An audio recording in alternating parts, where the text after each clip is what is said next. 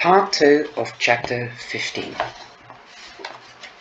Fiona walks into the room, clasps and sings along, and then seamlessly wraps her hands around a bottle of wine and hides under a dishcloth. She winks at me and I follow her up the stairs into her room. "Slick," I say, impressed. "Like cat shit on a linoleum floor," she replies with a grin. She tips the wine into 2 plastic cups. "Thanks, Fifi." "Shut your damn mouth. Your family are very cool." "Oh God, don't." If you say that when my mother is around, she'll get out the sax." "Her saxophone?" "Drink your stupid wine." The wine tastes like dirt and blackberries, bitter and stinging on my palate. I cough. "I don't drink wine." "No, I do. Just usually white." "Lie." "One, the rare occasion that I drink, it's usually some vile vodka, sipped out of a Coca-Cola bottle." I take another gulp and it goes down easier this time. Earthy. I peer over my cup to see that Fiona is also grimacing slightly and that she doesn't really drink wine either. I catch her eye, and we both burst out laughing, delighted that we were both willing to put on a show for one another, or for each other. Fiona opens her laptop, so I looked up Children of Brigade, and there's not that much out there, just the closed Facebook group that weird girl mentioned. I mean, who even uses Facebook anymore? COB, Cobb, Children of Brigade. Okay, sorry, I just got it. "Thank you, Miss Chambers, for joining the rest of the class." "Shut up, I got there eventually." "Did you request to join? Are you joking? Imagine if people saw they are fundamentalist protest group." I suddenly think of Jo, and the day she left college early because there was a protest of some queer exhibition. It seems like that these are the same crowd, and that they are more than just cool. They just go, and that they are after more than just cool shops. Well, we could make up some fake profiles and ask to join them. So we drink wine and we create fake book profiles. We steal photos from obscure Tumblr pages and call ourselves Mary Ellen Jones and Amy Gold. We spent a long time trying to make our profiles look ordinary, real girls. It becomes a sort of a game. We try out normal each other, turning the traits of other people into jokes about a kind of girls we will never be. We are being a little cruel. I can tell that these jokes are much a balm to her as they are to me. Okay, says Fiona, giggling while typing. "I'm going to put love my besties forever." How about that Marilyn Monroe quote people always use? What is that? "If you can't handle me at my worst," or some crap. "If you can't handle me at my worst, then you sure as hell don't deserve me at my best," she says. "Oh yes, that's gold. I'm putting that down." Suddenly we hear a thick pop of brass travelling up the stairs, and I jump. Fiona's mum has brought her sax out. I phone Mum, who says she'll collect me at 11 o'clock. I brush my teeth with my finger in Fiona's upstairs bathroom before she arrives to try to disguise the smell of alcohol and say goodbye to her family. Marie hugs me. "You know you can stay for a sleepover if you like. You can call your mother if she hasn't left already." That's okay, I replied, beaming at her, but I'll be back, if you'll have me. Anyone who eats is allowed to come back. It's why those actresses haven't got a second invitation yet. Mum, Fiona scolds. Fifi, it's true. Luckily, Mum doesn't seem to notice that I have had half a bottle of red wine. Or if she has, she's decided to forgive me for it. She looks at me a little suspiciously on the ride home, her brow furrowed as I talk animatedly about Fiona's family, telling her that we should have more family parties. I keep on reminding myself to slow down, to not slur my words, to hide as best as I can that I'm on the slightly wrong side of tipsy. She says, silent. She stays silent. You know, I say, slightly huffy with her, I thought you would be glad that I was out on Saturday night with parental supervision. Mum continues to say nothing. We are all pulling into the drive of our house. They are such a nice family, I continued, and Fiona's mum, Mary, or rather Marie, plays the saxophone. Maeve, Mum finally says, turning off the ignition. There's been some news. In an instant my sloppy wine buzz turns into pure nausea. Good news? Bad news? Neither. Really, just news. It seems someone saw Lily on the night that she went missing. We sit in the car and Mum tells me everything Lily's mum told her. At around 5 a.m. on the morning Lily went missing, a milkman was doing his rounds near the beg when he spotted a very tall girl with a dark blonde hair wearing a coat over her pyjamas. She was not alone. Walking with the girl was a woman with black hair. The milkman, who was used to bumping into all sorts of unusual characters at that hour of the morning, waved hello to the pair. The woman turned away, hiding her face, but the girl looked straight at him. The girl looked like she had been crying. The milkman apparently assumed that they were mother and daughter, and they were fleeing some sort of domestic violence. Mum explains, which is why he remembered them. They stuck in his head, and apparently he was worried about them for quite a few days afterwards. He felt very guilty for not offering to do more, to drive them to the refuge or something. So when he heard a description of Lily on the radio, he came forward. Oh my God, I say, sickness rising through my stomach like a tide. So obvious. The next question for everyone is, who is this woman?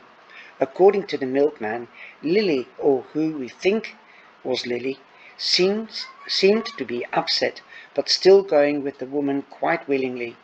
She also didn't have a bag with her.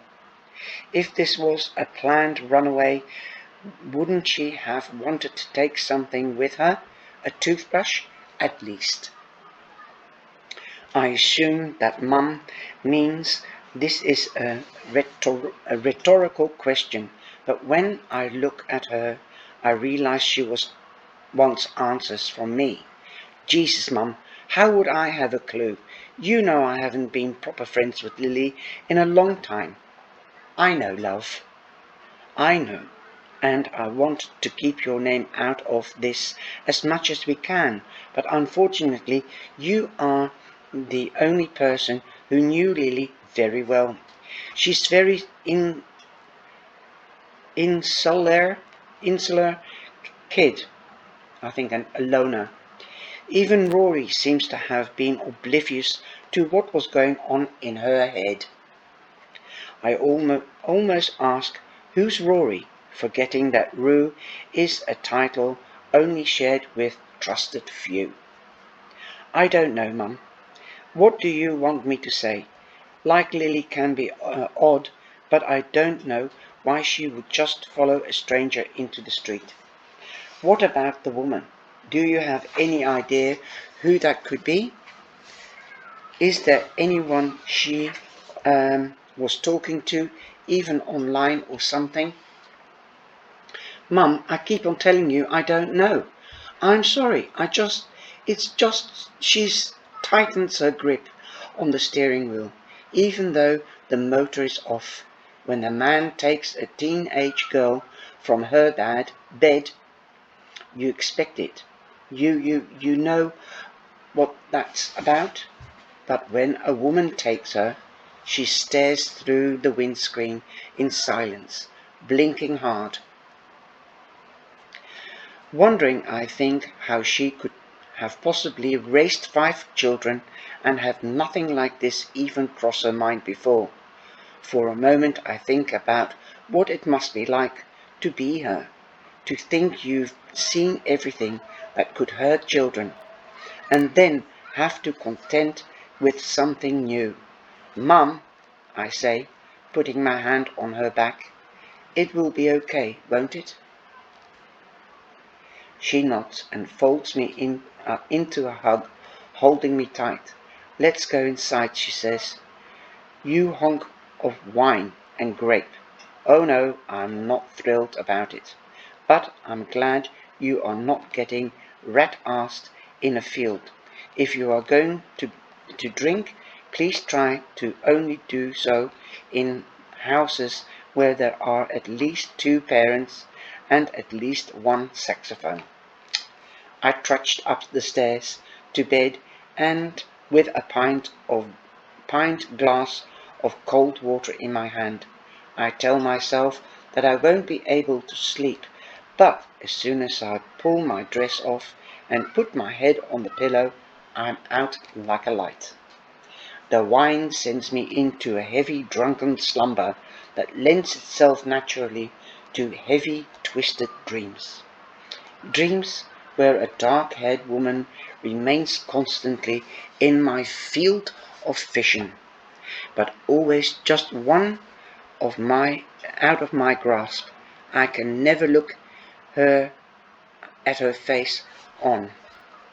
I only get flashes, a lock of strangling black hair that doesn't curl, or wave even, though it's soaking wet, a mouth that is full of complete unlined, devoid of any spiderweb lines of cracked skin.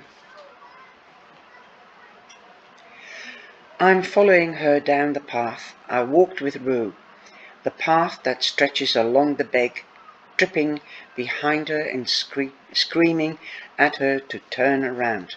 I keep wanting to call out to her, to command something of her, but my mouth can't find the words. Who is she? What is she? I grappled at it like my mind is pawing at the cliff edge that keeps falling away. She's something in a home, a maid, a cook, someone in a nursery. Finally we reached the narrow underpass where Rue and I almost kissed, but didn't. Where he told me that witches know things by their true names. At this memory the word housekeeper shoots across my brain like a burning comet. She starts to turn around, and I see the curve of a slightly piggy, upturned nose, and the beginning of a smile. My mouth starts to fill up with water, dirty river water that tastes like mud, metal and weeds. I wake up with pain in my stomach, so deep that I have to stumble to the bathroom, holding my belly as though my guts are about to explode out. The vomit is fluorescent pink and tastes like acid, and with each new retch I vow never to drink red wine ever again. I clutch the side of the bowl, shivering as chunks of barely digested meat are ejected out of me. My thick, frizzy hair keeps spilling into flecks of vomit, sticking to the like paint splatters. Once my stomach is totally empty, I run the ends of my hair under the tap, brush my teeth, wash my face with Mum's expensive wash. I almost feel okay again. Except for a thudding, pulsating headache that's ringing through my skull. I'm still trying to analyze the dreams, but it's like trying to transport water from one hand to the other. With each pass, another detail falls away. The feeling, however, stays strong. The woman from the cards has taken Lily.